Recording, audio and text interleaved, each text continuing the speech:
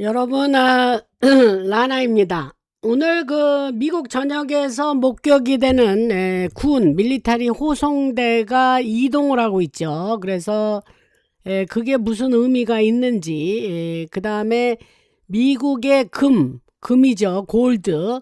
그 보유가 얼만큼이 있는지 감사를 하고, 그것이 클래리티 법안과 연결이 돼서 새로운 금융 시스템으로 이어지는데, 오늘 그런 얘기를 좀 하겠습니다. 미국의 군이 이동이 굉장히 증가되고 있는데, 그런 얘기가 뭐 일반 뉴스에서는 안 전해주니까 오늘 그런 관련으로 오늘 소식을 전해드리겠습니다.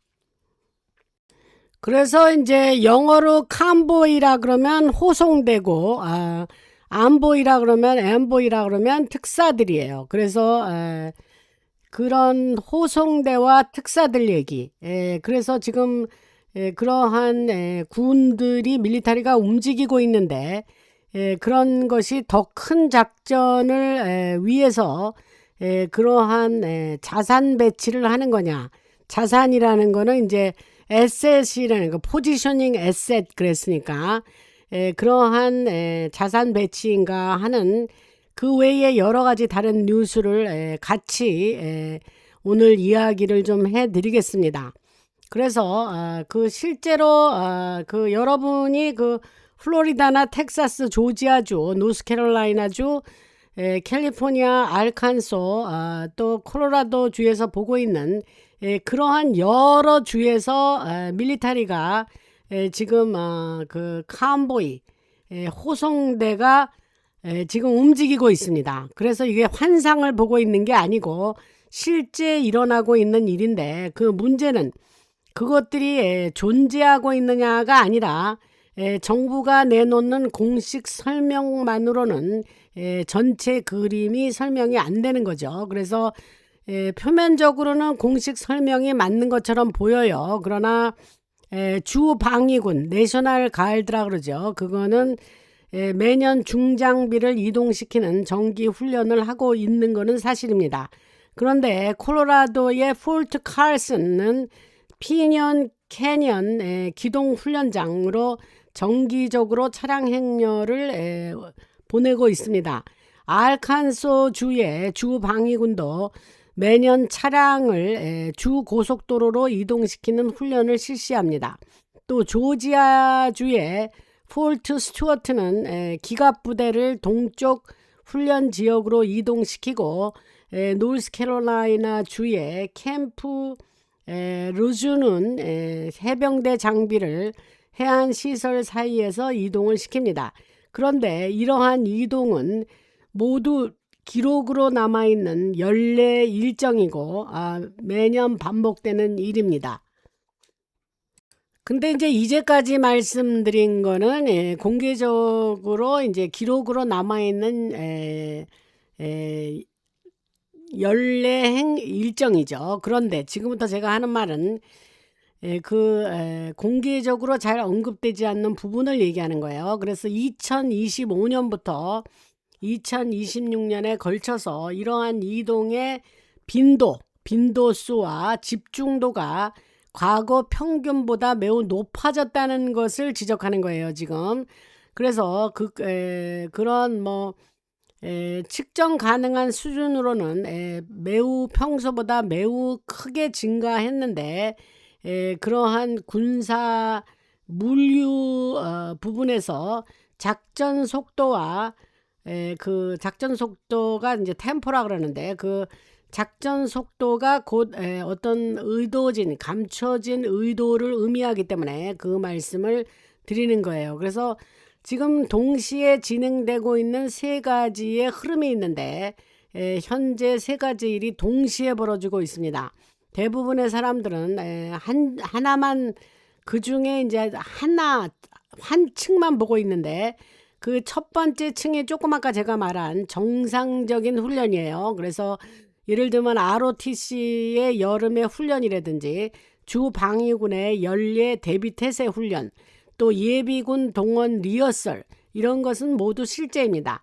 그래서 공식적으로 기록이 돼 있고 평범한 일이죠. 그래서 만약에 기자들이 질문을 한다면 대변인들이 바로 이런 점을 설명하면서 그냥 사실대로 그런 얘기를 하고 있습니다. 그런데 두 번째 층은 사전 배치를 얘기합니다. 그래서 영어로 프리포지셔닝이라고 그래요. 그래서 사전 배치. 그래서 미국의 북부사령부는 이제 노스캄이라고 그러는데, 노스는 북이고 커맨드의 약자 캄, 그 사령부죠. 그래서 미국의 북부사령부는 2025년 말부터, 작년 말부터 미국 남동부 지역의 병력 배치를 조용히 조정해 왔습니다. 우려하는 것은 이제 단일 위협이 아니고 여러의 위험 요소가 한꺼번에 겹치는 시기, 그것을 영어로는 이제 컨버전스 윈도우라고 해요. 그래서 그런 시기를 여러 위험 요소가 한꺼번에 겹치는 시기가 있는데, 제가 며칠 전에 일본의 옌 캐리 트레이드 청산을 얘기했죠. 그게 굉장히 중요한 뉴스였었습니다. 그래서 그 청산은 세계 금융시장의 유동성 압박을 만들어낸다 그랬죠. 그래서 역사적으로 은행 시스템의 스트레스가 일정 수준을 넘었으면 사회의 불안 가능성이 높아집니다. 그래서 밀리터리는 지금 당장 벌어지는 일에 대해서 대비하는 것이 아니라 모델이 앞으로 일어날 가능성이 있다고 예측하는 상황에 대비하는 거죠. 그래서 여러분이 플로리다의 I-10, 이게 지금 고속도로 번호예요. 그러나 텍사스의 I-35, I-35, 인터스테이트의 I입니다. 그래서 플로리다주의 10번 고속도로나 텍사스의 35번 고속도로, 주간 고속도로예요. 인터스테이트니까. 거기서 보는 목격되는 군의 호송대가 모두 훈련장으로 향하는 것이 아닙니다. 일부는 국내 민간 당국 지원, 영어로 Defense Support of Civil Authority라 그래가지고 약자로 DSCA라 그래요. 그래서 국내 민간 당국 지원 체계 아래 주요 대도시 인근 직결지로 이동하는 거예요. 일부는.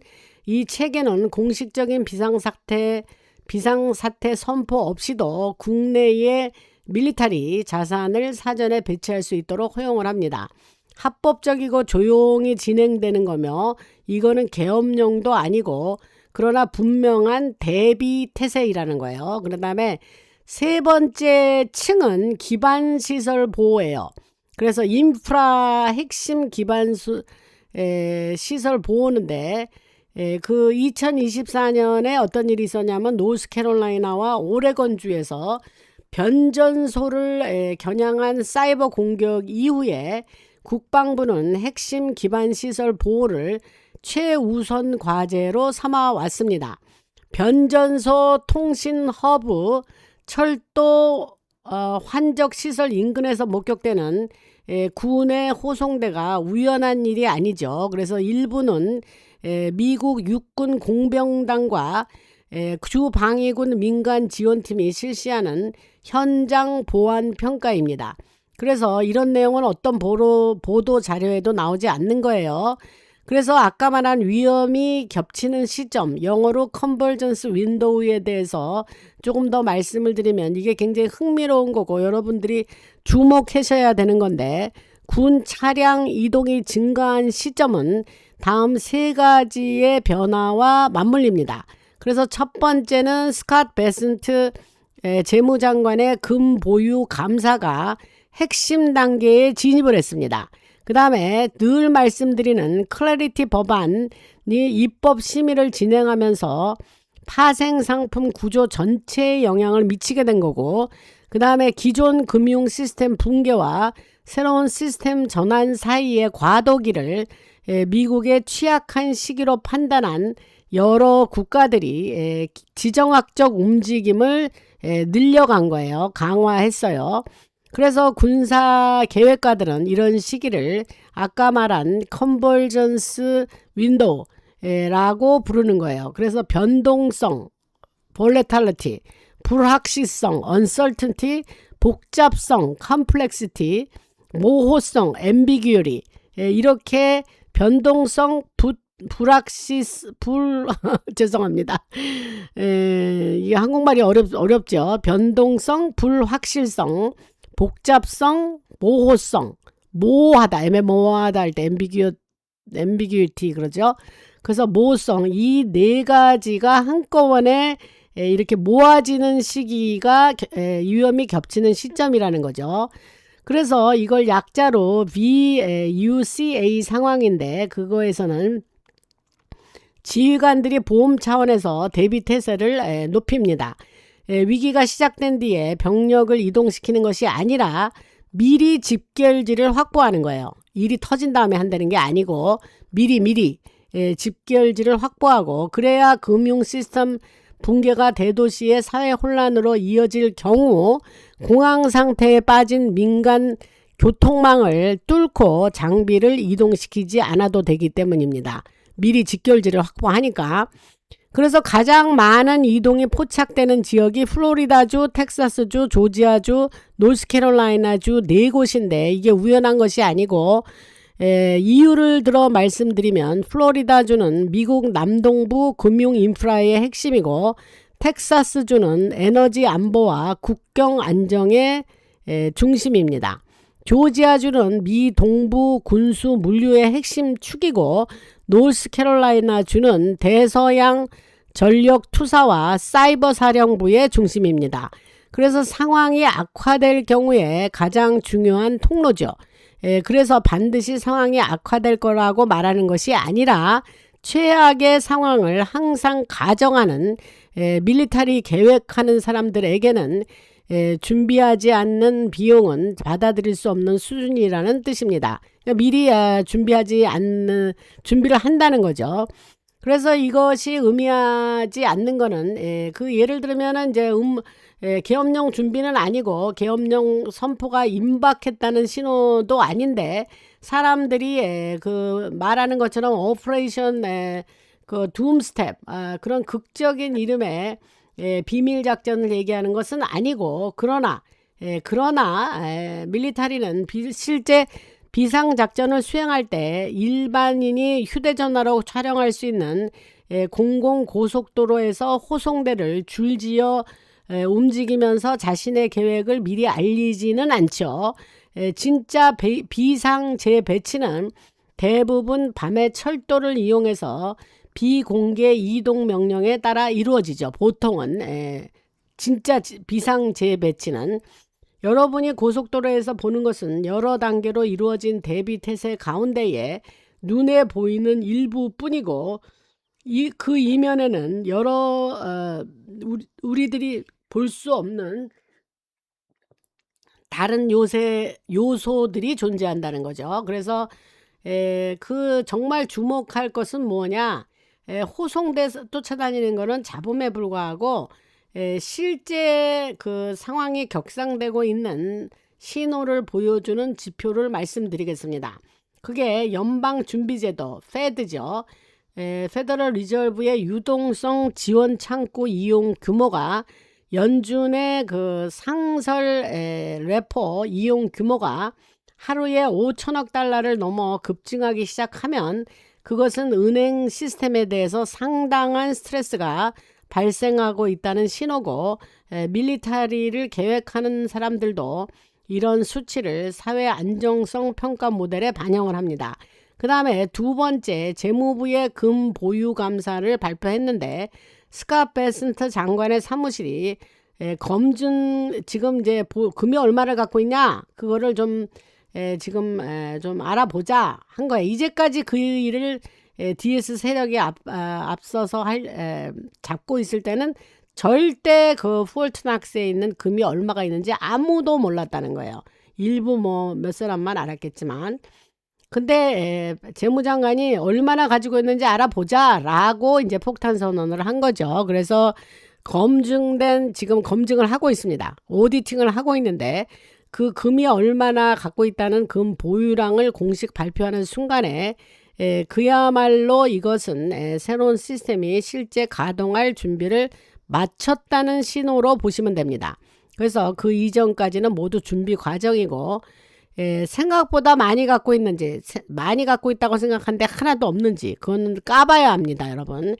그 얘기가 폴트낙스 얘기가 오랫동안 있었고, 그 다음에 세 번째는 비상사태 선포 없이 내려지는 타이틀 32 주방위군 동원 명령을 말씀드리겠습니다. 그래서 정기 연례 훈련에는 특정한 코드가 사용되는데, 아까 말한 DSCA 국내 민간 당국 지원이라 그랬죠. 그거 체계 아래 이루어지는 국내 대비 작전에는 다른 코드가 사용되는데, 만약 주방위군에 아는 사람이 있다면 여러분 중에 그 사람에게 자신의 동원 명령서에 어떤 코드가 적혀 있는지 물어보세요. 그러면 한 가지 정보가 어떠한 호송대 움직이는 사진보다 훨씬 많은 것을 알려줄 건데, 이 호송대가 움직이는 건 실제고 준비도 실제인데 그 의도는 공격이 아니고 방어다, 이렇게 아시면 됩니다. 그래서 세계 금융 시스템이 법정 화폐 중심 체제에서 자산 기반 체제로 전환되는 과정이죠. 그래서 밀리터리가 유능한 군대라면 당연히 해야 할 일을 지금 하고 있을 뿐이고, 혹시라도 상황이 흔들리더라도 사회 질서를 유지하는 국가 기관까지 함께 흔들리지 않도록 대비하는 거예요. 그래서 국가 조직이 생존하기 위해서 이러한 대응을 하고 있습니다. 이제 중요한 얘기를 좀 하겠는데, 그 중요한 얘기는 뭐냐면 재무장관 스캇 베센트가 2026년 1분기부터 미국 금 보유량에 대해 그의 사무실 내부에서 풀 스택 리컨실레이션, 그거는 뭐라 그러냐면 대조, 리컨실레이션은 대조라고 말할 수 있어요. 그래서 그런 작업을 시작했는데, 이것은 매년 조폐국에서 실시하는 단순한 재고 조사와는 전혀 다릅니다. 기존 재고 목록을 들고 폴트낙스를 돌아다니며, 그 폴트낙스는 그 금이 보관되고 있는 그 장소를 얘기하는 거예요. 그래서 그 폴트낙스를 돌아다니면서 작년에 기록해둔 금과 금괴의 일련 번호만 다시 확인하는 수준의 작업이 아닙니다. 이번 감사는 모든 금괴에 대해서 순도라든가 무게라든가 보관 및 이동 경로까지 독립적인 제3자가 직접 검증하는 야금학적 분석 수준의 감사를 하고 있는 겁니다. 현재 감사가 진행 중인 세 곳의 금 보관 시설을 말씀드리면, 폴트낙스는 켄터키에 있어요. 그래서 공식 보유량은 약 4,580만 톤이라 그러고, 주소는 골드 볼트 로드 폴트낙스 켄터키 40121입니다. 주소가. 그 다음에 이곳에서 마지막으로 순도 분석까지 포함한 완전한 독립감사가 실시된 것은 마지막은 1953년 아이젠하워 대통령 때입니다. 그러니까 이 말은 무슨 말이냐, 무려 73년 동안, 조금 아까 제가 말씀드렸죠, 제대로 된 실물 감사가 이루어진 적이 없습니다.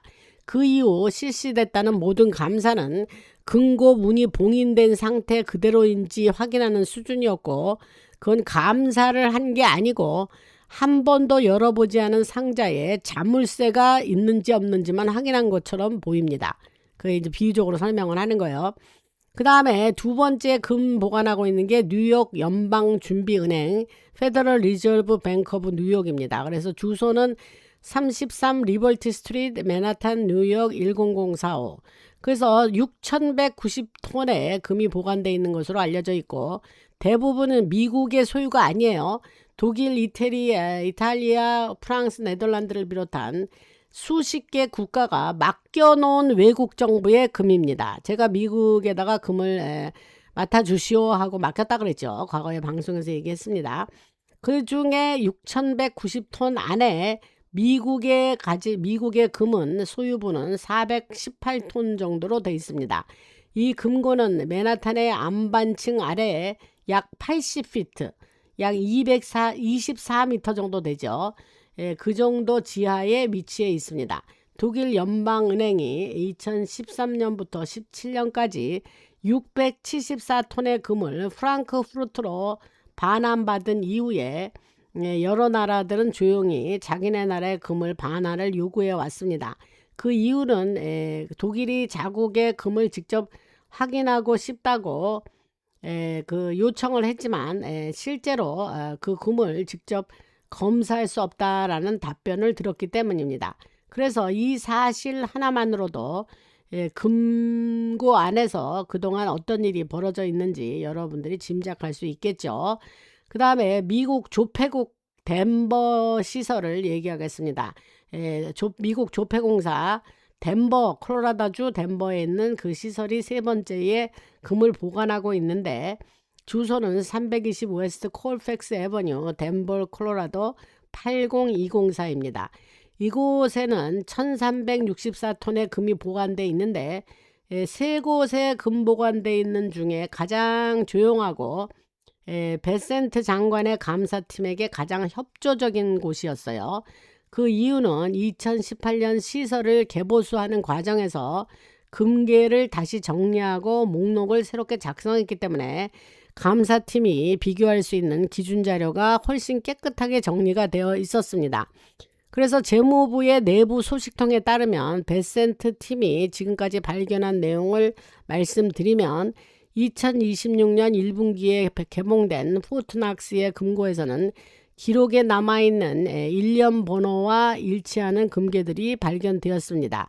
하지만 통계적으로 무시할 수 없는 수량의 금괴에서 순도 분석 결과가 기록과 일치하지 않고 금 자체는 진짜였는데 그러나 금괴 표면에 새겨진 순도 표시와 실제로 구멍을 뚫어서 검사한 야금학적 분석 결과가 서로 달랐다 이겁니다. 그래서 이는 보관 과정 어딘가에서 순도 99.99%의 금괴가 무게는 같지만 가치가 낮은 순도 90%의 주조용 금괴로 바뀌었을 가능성을 말하고 있습니다. 톤수 기준으로 보면 차이는 크지 않은데 금값이 온수당 2,700달러 이상인 현재 시세를 적용하면 그 차액은 수백억 달러에 달합니다.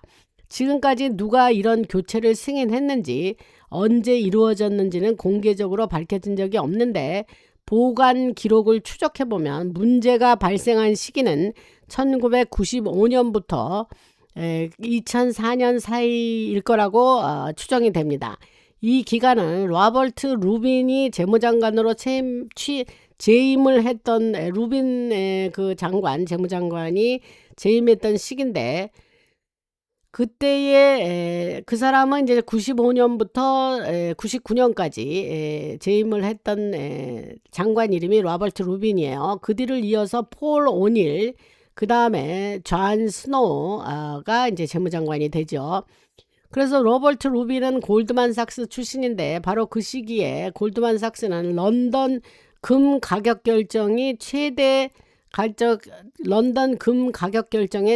참여자였으며 골드만삭스가 중앙은행들과의 금 대여 계약에서도 골드를 리스해 줬어요. 그래서 금 대여 계약에서도 가장 적극적으로 활동한 주요 딜러가 골드만삭스였어요. 금 대여 제도는 서류상으로는 금괴를 대출 형식으로 금고 밖으로 내보내는 구조인데 하지만 상당수는 다시 회수되지 않았습니다. 폴트낙스에 있는 현재 금괴들은 당시 대여되어 시장에 팔려나간 원래 금괴를 대신해서 채워넣은 것일 수 있습니다.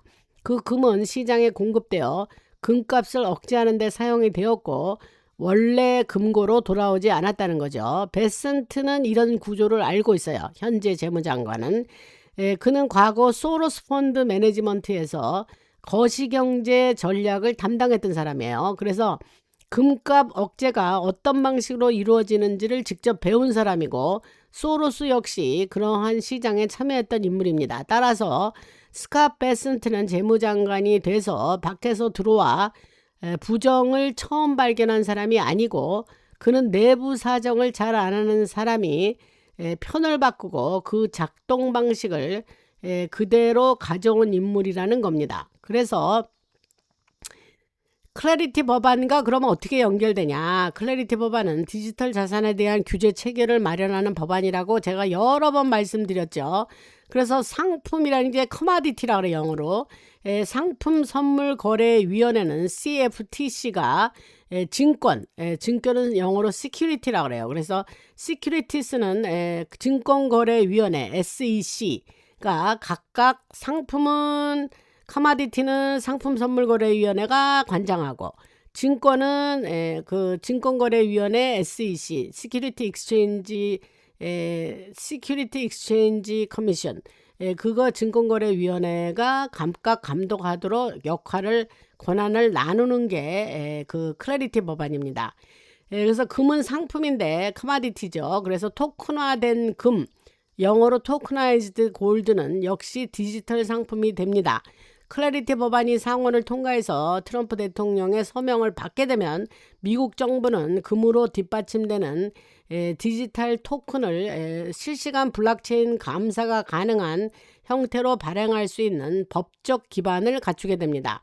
그래서 모든 금괴에는 하나의 디지털 쌍둥이가 만들어지고 모든 순도 검사 결과는 변조가 불가능한 블록체인 원장에 기록이 되고 미국 금 보유량과 관련된 모든 거래는 네트워크 참가자 누구나 확인할 수 있도록 투명하게 공개됩니다.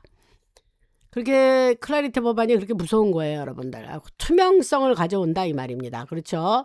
그래서 바로 이것이 금 보유 감사가 먼저 이루어져야 하는 이유고 검증되지 않은 자산은 토큰화할 수가 없고 베센트 장관이 현재 진행하고 있는 금 보유 대조 작업은 금을 담보로 하는 디지털 달러 체계를 출범시키기 위한 필수 전제 조건입니다. 이 새로운 디지털 달러는 기존 연방준비제도 페더럴 리저브 노트와 함께 운영되거나 장기적으로는 그것을 대체하는 역할을 하게 될 수도 있어요. 그래서 클래리티 법안은 법적 기반을 제공하고 금 보유 감사하는 거, 지금 오디팅 하는 거는 실물 증거를 제공합니다. 그래서 이 두 가지가 결합되면 그동안 이루어져 왔던 재담보 설정 구조는 영원히 유지될 수 없게 됩니다.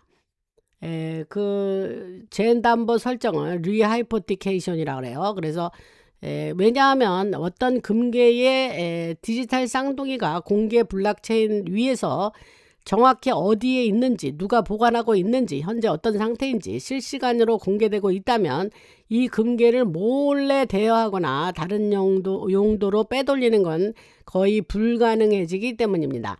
그래서 블랙락이라든가 그 세계 최대 자산 운용 회사죠. 블랙락이나 골드만삭스, JP 몰간은 금 대여 계약과 종이 파생 상품을 통해서 지구상에 실제 존재하는 금보다 더 많은 금을 거래해왔다. 이거 여러분들이 알고 계시죠? 그래서 코맥스 뉴욕 상품 거래소의 금 선물 시장은 선물은 퓨처스를 얘기해요. 선물 아시죠, 여러분? 그래서 금 선물 시장은 하루에 약 2,700만 온스 금이 거래되는데 실제 인도가 가능한 등록된 금은 약 80만 온스에 불과하는 거예요. 이게 말이 안 되죠. 80만 온스밖에 실제 가지고 있는 건 그거밖에 안 되는데 거래는 2,700만 온스가 거래된다는 거예요. 그래서 그러니까는 즉 실물금 하나에 대해서 종이계약은 33개가 존재하는 33대 1 구조라는 거죠. 실제 금보다 33배 이상의 금을 선물로 지금 거래하고 있는 거예요. 이런 지 오래됐습니다. 아시는 분은 다 아실 거예요. 클래리티 법안이 블록체인 기반 결제와 투명성을 강제하게 되면 이 비율은 1대1로 수렴하게 되고 그 순간 실물 없이 이루어진 공매도 아시죠? 숄트 한다는 거. 그래서 떨어질 때 숄트 하면은 떨어질 때 공매도는 떨어질 때 가격이 떨어질 때 이익을 버는 거죠. 돈을 버는 거죠. 그래서 실체 없는 금 대여 장부에만 존재하는 금괴들이 모두 드러나게 되고 그래서 그 바로 트럼프 대통령이 말했던 금을 가진 자가 규칙을 만든다. 이런 얘기를 했습니다. He who has the gold makes the rules. 이런 말을 했어요. 그래서 이러한 뜻이 이런 말이 그런 의미라고 말씀드리고, 이것은 앞으로 지금 엄청난 그 클래리티 법안의 통과와 더불어서 현재 그 선제되는 금 보유 감사가 이루어지고 있다. 이런 거를 일반 방송에서 얘기하지 않기 때문에 그 군 호성대가 이동하는 거와 더불어서 제가 미국의 금 보유 감사에 대한 얘기를 오늘 좀 말씀드렸습니다. 그래서 오늘은 요 정도 하고 여러분들 감사드리고 멤버를 부탁드립니다. 멤버 아직 안 하신 분들은 그냥 뭐 제가 매번 방송마다 멤버 얘기를 하는데 그 뭐 유튜브에서 매번 방송마다 그 얘기를 해야 여러분들한테 뭐 리마인드가 된다고 하는데, 저도 그렇게 생각을 해서 매번 말씀을 드리고 멤버를 해주시기를 부탁드리고, 또 그 다음에 그 슈퍼땡스나 카카오뱅크에 자율 시청료 보내주시면 이렇게 매일 좋은 이러한 힘모자 소식을 전해드리는 데에 저희 방송이 크게 힘이 되고 방송을 계속 열심히 해나갈 수 있는 그 힘이 되겠습니다. 그러니까 여러분들 그렇게 부탁드리고, 그 다음에 할렐루야, 맨날 할렐루야 하죠. 하나님께 감사드리고 여러분들에게 그러한 이런 소식을 드리면서 이게 뭐냐면, 제가 며칠 전에 방송에서 얘기했지만 DS 세력이 지금 힘이 전혀 없고 다 이제 거의 존재하지 않는다 할 정도로 말씀을 드렸습니다. 그래서 그러한 바탕하에 지금 제가 이렇게 말씀드리는 게 다 모든 것이 퍼즐이 맞춰지고 맞아 떨어지는 겁니다.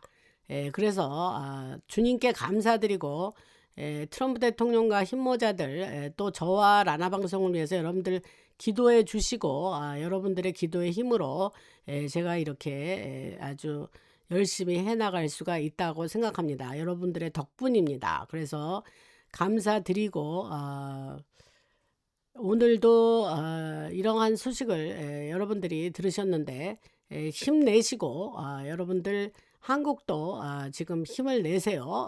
그러니까